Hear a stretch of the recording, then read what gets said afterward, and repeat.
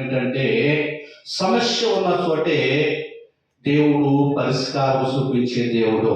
ఏ వాక్యం అండి? సమస్య ఉన్న చోటే పరిష్కారం చూపించే దేవుడు. ఇంగ్లీష్లో ప్రియమైన దేవుడిలారా సమస్యను రిస్క్ అంటారు. రిస్క్ అంటే పరిష్కారము. రిస్క్ అంటే సమస్య, రిస్క్యూ అంటే పరిష్కారము. అలాగే మన దేవుడు సమస్య ఉన్న చోటనే సమస్యకు పరిష్కారం చూపించే దేవుడు. చదవబడిన వాక్యములో మోషే నాయకత్వములో ఐగుప్తు కాశపు బంధకాలను దేవుని కృపచేత ఇశ్రాయేలు ప్రజలను విడిపించి మోసించి ఎర్ర సముద్రంలో ఆరి నేలను కలగజేసి నడిపిస్తూ ఆయన ప్రియమైన దేవుని బిడ్డలారా ఒక మారా అనేటువంటి ప్రాంతానికి సూరు అరణ్యములోనికి దేవుడు వారిని నడిపించి ఉన్నాడు. దేవునికి స్తోత్రం. ప్రియమైన దేవుడిలారా దేవుడు ఇక్కడ వీళ్ళని పరీక్షించాలనుకున్నాడు. ఎందుకంటే 430 సంవత్సరాల బానిసత్వం నుండి వీళ్ళు విడిపించాను కదా. ఆ యొక్క ఐగుప్తు దేశంలో వీళ్ళ కళ్ళ ఎదుట వీళ్ళకి ఏ హాని తగలకుండా ఐగుప్తులు నాశనమైనట్లుగా 10 సూచక్రియలు చేశాడు కదా. ఈ అద్భుతాలు చూసిన తర్వాత అంతేకాదు వీళ్ళను చంపుదామని వెనుకడు వస్తున్నటువంటి ఫరో సైన్యమును ఆ ఎర్ర సముద్రములో 6 నేలలు కలిగేసి వీళ్ళని నడిపించి ఆ వెనుక వస్తున్న ఆ యొక్క ఫరో సైన్యమును ఆ నీటిలో ఉంచి చంపివేశారు కదా. ఈ అద్భుతాలు చూసినటువంటి వీళ్ళు ఎంతటి విశ్వాసం వీళ్ళలో ఉన్నదా, వీళ్ళు నా కట్టడల ప్రకారం నడుచుకుంటారా లేదని వారిని పరీక్షించడానికి అటువంటి ఆనందకరంగా ఉన్నటువంటి ఆ సమయంలో వారిని ప్రియమైన దేవుని బిడ్డలారా ఆయన సూరు అనేటువంటి ప్రాంతంలో ఆయన 3 దినాలు ఆహారం లేకుండా 3 దినాలు తాగడానికైనా నీళ్లు లేకుండా చేసి దేవుడు వారిని పరీక్షించాలి అని అనుకున్నారు. దేవునికి స్తోత్రం. ప్రియమైన దేవులారా అలాగ వారిని పరీక్షిస్తున్న సమయంలో వారిని ఆ యొక్క మారాణ స్థలంలో నడిపిస్తున్న సమయంలో వారికి ఒక నీటి ఊట కనబడ్డది. ఆ నీళ్లు తాగడానికి వారు ప్రయత్నించి తాగబోతుండగా నీళ్లు చేదుగా ఉన్నవి.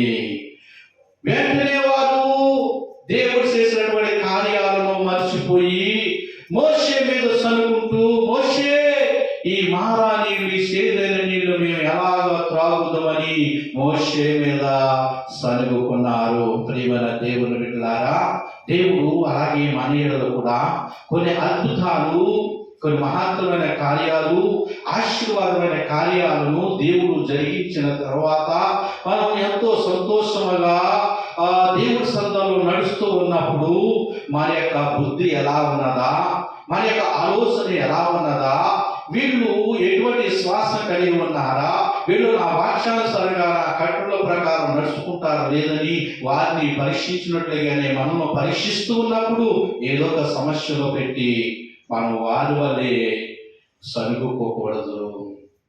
వారి వల్లే మోషే మీద తిరుగుబాటు చేసినట్లుగా మనము దేవుడి మీద తిరుగుబాటు చేయకూడదు. దేవునికి స్తోత్రం.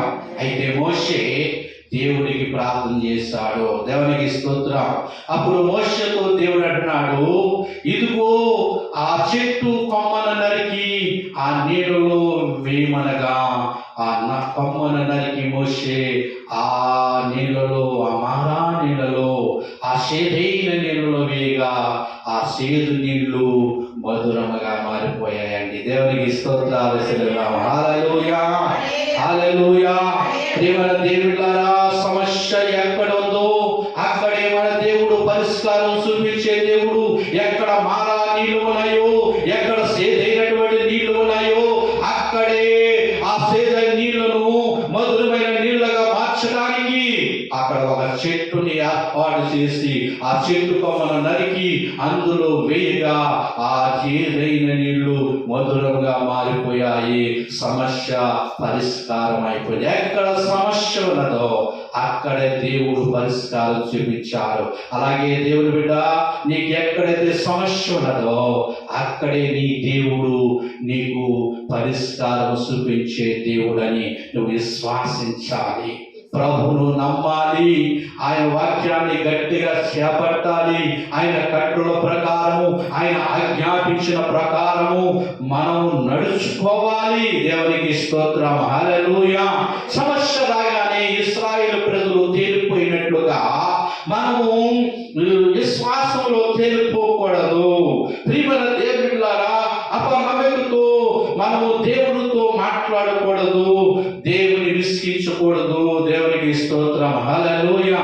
ప్రియమైనటువంటి దేవుని యొక్క బిడ్డలారా, మన దేవుడు ఎప్పుడు కూడా సమస్య ఉన్న చోట పరిష్కారం చూపించే దేవుడు నా దేవుడని మనం విశ్వాసంతో సమస్యల్లో ఉన్నప్పుడు మనం దేవుడికి ప్రార్థించే వాళ్ళగా ఉండాలి. అప్పుడు ఆ సమస్యకు దేవుడు తప్పకుండా పరిష్కారం చూపిస్తాడు. దేవునికి స్తోత్రం. అలాగే ప్రియమైన దేవుడి బిడ్డలారా, 105వ కీర్తనలో